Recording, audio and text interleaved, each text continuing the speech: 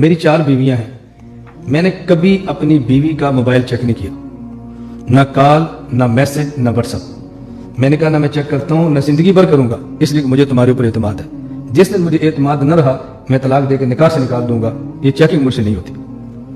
बात खत्म हो गई। गलतफहमी कब होती है? अब बीवी का मोबाइल चेक करते हैं, कभी उसका फोन, किसका फोन था, मैसेज किसका आया था, ना मैसेज चेक करूंगा, ना व्हाट्सएप चेक करूंगा, ना कॉल देखूंगा। जब एतमाद नहीं होगा, तलाक दूंगा और फारिग कर दूंगा। बस मुझसे जिंदगी टेंशन में नहीं रहा जाता। इस वजह से मैं टेंशन फ्री होकर काम करता हूं और मुझे कोई टेंशन नहीं होती। ये मैं आपको गुर दे रहा हूं, गुर।